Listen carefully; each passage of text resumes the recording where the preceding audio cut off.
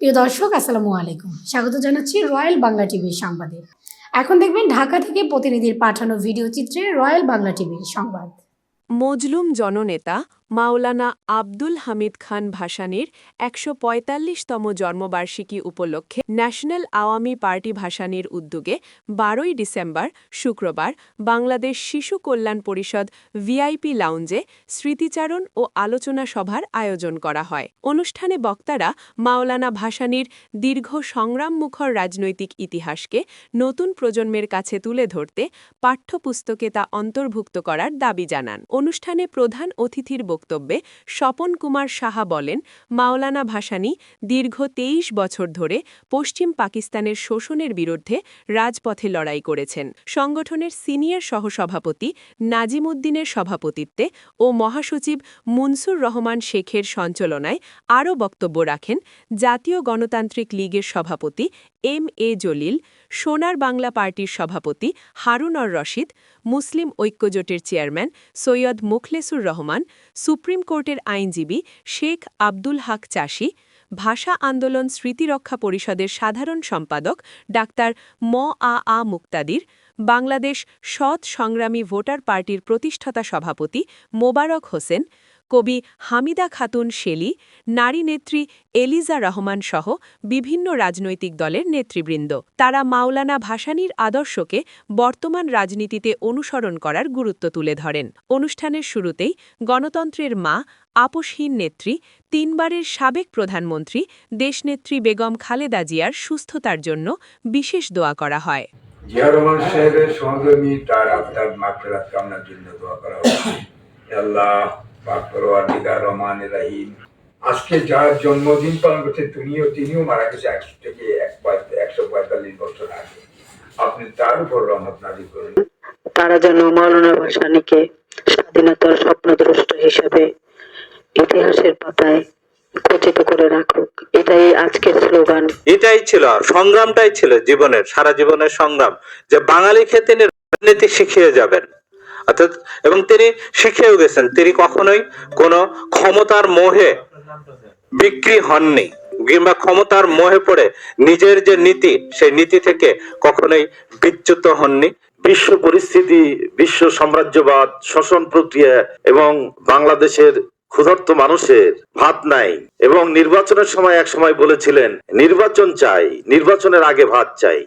এই বিষয়গুলো যখন বিশ্ব পরিস্থিতি নিয়ে আলোচনা করা হলেন, তখন তাকে বিশ্ব রাজনীতিবিদ হিসেবে আখ্যায়িত করলেন। উনাকে মুক্তিযুদ্ধের স্বপ্নদ্রষ্টা বা মুক্তিযুদ্ধের মহানায়ক যেটাই বলা হোক না কেন, কিন্তু উনি আসলেই কিন্তু ছিলেন প্রবাসী সরকারের একজন প্রধান উপদেষ্টা, এবং তাকে কেন্দ্র করেই আমাদের মুক্তিযুদ্ধের অনেক কিছুই তাকে কেন্দ্র করে সংগঠিত হয়ে। তো এই বিষয়টা হবে না, ততদিন পর্যন্ত আমাদের দাবি থাকবে রাষ্ট্রীয়ভাবে মাওলানা ভাসানীর জন্মবার্ষিকী মৃত্যুবার্ষিকী পালিত হোক।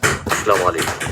যেহেতু মুক্তিযুদ্ধ হিসাবে বাংলাদেশ রচিত হয়েছে এবং বঙ্গবন্ধুর নাম, জিয়া রহমানের নাম, ওসমান সাহেবের নামটা আছে একটা সাইটে, আমি বীর মুক্তিযোদ্ধা সকলের পক্ষ থেকে আহ্বান করছি যে ওনাকে একটা খেতাবে ভূষিত করবার জন্য ওনাকে বাদ দেওয়া হয়েছে, কলকাতা বসায় রাখছে উপদেষ্টা হিসাবে, কিন্তু ওনার অনুপ্রাণে মুক্তিযুদ্ধ সংগঠিত হয়। উনি মুক্তিযুদ্ধের মহানায়ক এবং বাংলাদেশের স্বপ্নদ্রষ্টা। আমি জাতির পিতা বলবো না, বাংলাদেশের স্বপ্নদ্রষ্টা। আসসালামু আলাইকুম। মাওলানা ভাসানীর আসামে ভাষাঞ্চরে বাঙালিদের উপর আসামিদের অত্যাচারের বিরুদ্ধে ভাষাঞ্চর মাওলানা ভাসানীর নেতৃত্বে উদ্ধার হয়। সেখান থেকে ওই ভাষাঞ্চরে মাওলানা ভাসানীর কোনো স্মৃতি করা যায় কিনা। অত্যন্ত দুঃখের সাথে বলতে হয়, বাংলাদেশে যারা রাজনীতি করেছে, গরিব দুঃখী মেহনতি মানুষের, বুখা নাঙ্গা মানুষের জন্য যারা সংগ্রাম করেছে, তিনি ছিলেন মজলুম জননেতা মাওলানা আব্দুল হামিদ খান ভাসানীর ভয়ঙ্কর মাছির ভয়ে,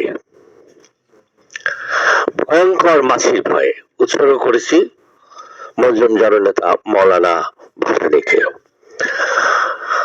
ভয়ঙ্কর মাছির পেটের খবরে, ভয়ঙ্কর মাছির পেটের খবরে, তার ভয়ে কেউ মুখ খুলছেন না। মাছি ঢুকে পড়বে মুখে, এই ভয়ে কেউ মুখ খুলছেন না। ভয়ঙ্কর মাছি এসেছে শহরে। ভীষণ সংখ্যা মানুষের, ভীষণ ভয়। এই ভয়ঙ্কর মাছির ভয়ে ভীত নগরবাসী। এই ভয়ঙ্কর মাছির ভয়ে মুখে ঠেটে দিয়েছে কুলুপ, নাক টিপে পার হচ্ছে ডিভাইডার, এড়িয়ে যাচ্ছে জনাকীর্ণ জনপদ। ভয়ঙ্কর মাছির ভয়ে সকল লাশ গুলো খেতে খেতে বলছে কথা। কাকেরা ঝাঁকে ঝাঁকে ডেকে যায়, শাহবাগ পল্টন, মানুষ খুলছে না মুখ। ভয়ঙ্কর মাছি ঢুকে যাবে মুখের ভেতরে, সেই ভয়ে মানুষ খুলছে না মুখ। অজ্ঞাত মাছির ভয়ে মানুষ মুখ খুলতে ভুলে গেছে। আমরা যে স্বাধীন দেশে আজকে বসবাস করছি, কথা বলছি, এবং স্বাধীন বাংলাদেশের যিনি স্থপতি, স্বাধীন বাংলাদেশের স্থপতি এই মৌলানা ভাসানীকে আমরা যারা স্মরণ করতে আসছি, সকলের প্রতি আমার কৃতজ্ঞতা।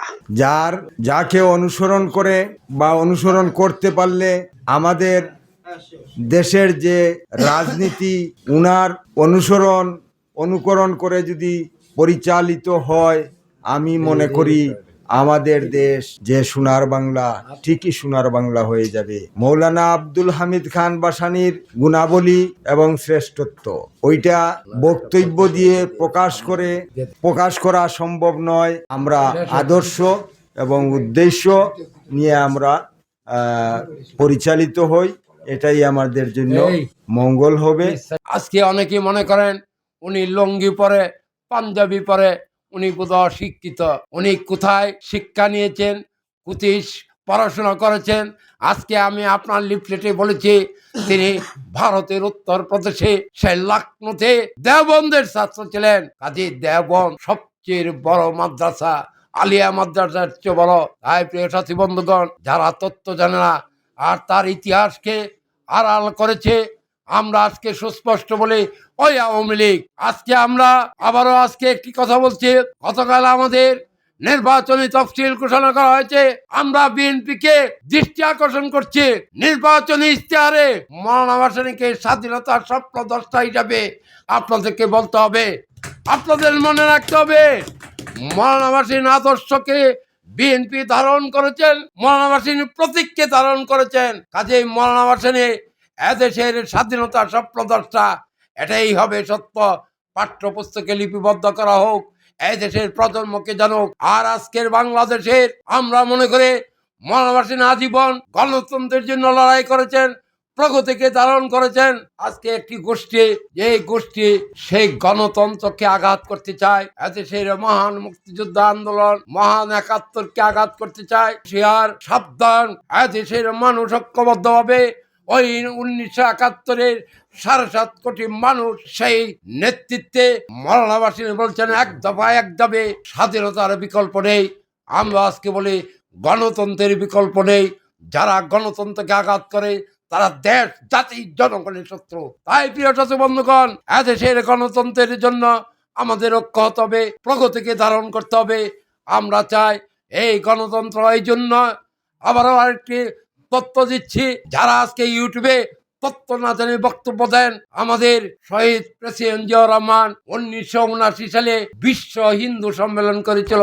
বিশ্ব হিন্দু সম্মেলন ওই শিল্পকলা একাডেমিতে করেছে। কাজে অনেকের এই তথ্য নাই। আমি তার প্রত্যক্ষদর্শী, আমি তখন ছাত্র জীবনে আমার সেই শহীদ প্রেসিডেন্ট জিয়াউর রহমান বলেছেন যে বাংলাদেশের ভূখণ্ডে যারাই বসবাস করবে, যাদের জন্ম হয়েছে, তাদের বাংলাদেশি জাতীয়তাবাদ থাকবে, তাদের অধিকার থাকবে। কাজে আজকে যারা ব্যক্তিরা বিভিন্ন কথা দিচ্ছেন, বিভিন্ন ভুল তথ্য দিচ্ছেন, তাদেরকে হুঁশিয়ার, সাবধান। দুদিনের বৈরাগী হয়ে এত বড় বড় লাফাবেন না। গণতন্ত্রকে যারা আঘাত করবে তারা দেশ, জাতির, জনগণের শত্রু। যাই হোক, উপস্থিত প্রিয় সাথী বন্ধুগণ, আমি সবচেয়ে জীবনের অন্তরস্থল থেকে আজকে আপনাদেরকে জানাই আমার প্রাণ ঢালা অভিনন্দন, যে আজকে ন্যাশনাল আওয়ামী পার্টির মৌলানা ভাসানীর প্রতি আপনাদের শ্রদ্ধা জানানোর জন্য আসছেন। মৌলানা ভাসানীর স্মৃতিচারণ, আপনাদের বক্তব্য শুনেছি, খুব ভালো লেগেছে। আমিও অনেক কিছু আপনাদের কাছে নতুন তথ্য পেয়েছি, শিক্ষা পেয়েছি। আজকের এই অনুষ্ঠান আসার জন্য সবাইকে ধন্যবাদ। আজকে এই বলে আমি আমার বক্তব্য শেষ করছি।